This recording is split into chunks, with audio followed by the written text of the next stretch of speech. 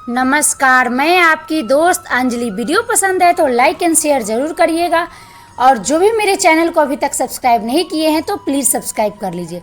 मैं ऐसी वीडियो लाती रहती हूँ और लाती रहूँगी। अगर आपको कोई और टॉपिक पे अगर वीडियो चाहिए तो प्लीज़ मुझे कमेंट करें। आज का टॉपिक है हनुमान जी और सुरसा सर्पों का भेंट। तो चलिए मैं वीडियो को शुरू करती हूँ। काकभूषुंडी जी कहते हैं, हे गरुड़ जी, इस प्रकार कहकर जब गिद्ध चला गया तब उन वानरों के वन में अत्यंत विस्मय हुआ। सब किसी ने अपना अपना बल कहा, पर समुद्र के पार जाने में सभी ने संदेह प्रकट किया। श्रीक्षराज जाम्बवान कहने लगे, मैं बूढ़ा हो गया, शरीर में पहले वाले बल का लेस भी नहीं रहा। जब खरारी वामन बने थे तब मैं जवान था और मुझ में बड़ा बल था। बलि के बांधते समय प्रभु इतने बढ़े कि उस शरीर का वर्णन नहीं हो सकता, किंतु मैंने 2 ही घड़ी में दौड़कर 7 प्रदक्षिणाएं कर ली। अंगद ने कहा, मैं पार तो चला जाऊंगा, परंतु लौटते समय के लिए हृदय में कुछ संदेह है। जाम्बवान ने कहा, तुम सब प्रकार से योग्य हो, परंतु तुम सबके नेता हो, तुम्हें कैसे भेजा जाए। जाम्बवान ने श्री हनुमान जी से कहा, हे हनुमान, हे बलवान, सुनो, तुमने यह क्या चुप साध रखी है। तुम पवन के पुत्र हो और बल में पवन के समान हो।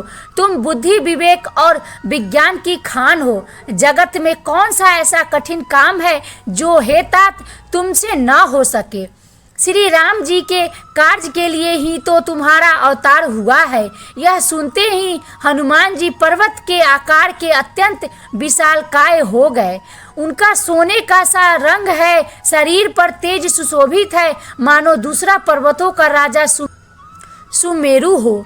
हनुमान जी ने बार बार सिंहनाद करके कहा, मैं इस खारे समुद्र को खेल में ही लांघ सकता हूँ और सहायकों सहित रावण को मारकर त्रिकुट पर्वत को उखाड़कर यहाँ ला सकता हूँ।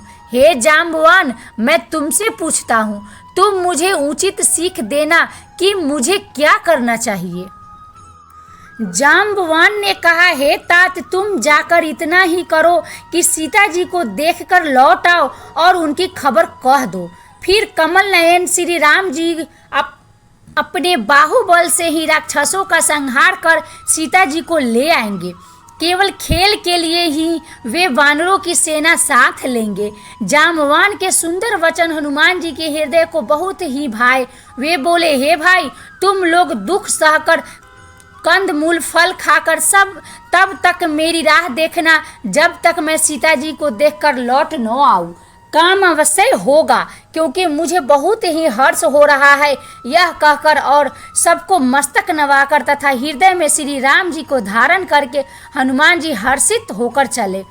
समुद्र के तीर पर एक सुंदर पर्वत था। हनुमान जी खेल से ही कूदकर उसके ऊपर जा चढ़े और बार बार श्री रघुवीर का स्मरण करके अत्यंत बलवान हनुमान जी उस पर से बड़े वेग से उछले। जिस पर्वत पर हनुमान जी पैर रखकर चले वह तुरंत ही पाताल में धंस गया।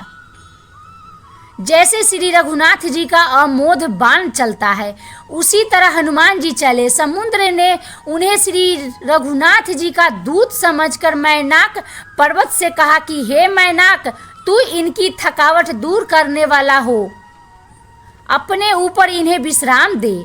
हनुमान जी ने उसे हाथ से छू दिया, फिर प्रणाम करके कहा, भाई, श्री रामचंद्र जी का काम किए बिना मुझे विश्राम कहाँ। देवताओं ने पवन पुत्र हनुमान जी को जाते हुए देखा।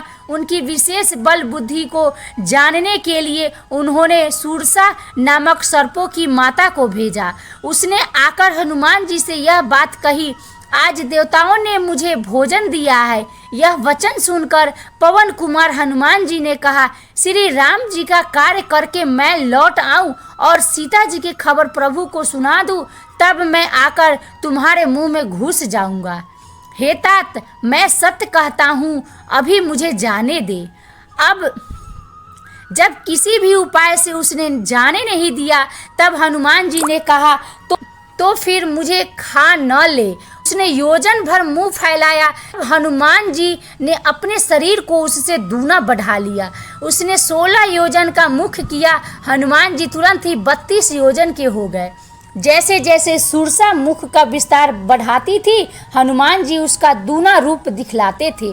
उसने 100 योजन मुख किया, तब हनुमान जी ने बहुत ही छोटा रूप धारण कर लिया और उसके मुख में घुसकर तुरंत फिर बाहर निकल आए और उसे सिर नवाकर विदा मांगने लगे। उसने कहा, मैं तुम्हारे बुद्धि बल का भेद पा लिया, जिसके लिए देवताओं ने मुझे भेजा था। तुम श्री रामचंद्र जी का सब कार्य करोगे, क्योंकि तुम बल बुद्धि के भंडार हो। यह आशीर्वाद देकर वह चली गई। तब हनुमान जी हर्षित होकर चले। आई होप वीडियो पसंद आई होगी। पसंद है तो ज़्यादा से ज़्यादा शेयर करें। मिलते हैं नेक्स्ट वीडियो में। तब तक के लिए खुश रहिए, खुशियाँ बांटते रहिए। राम जी आप सबको सदा खुश रखेंगे।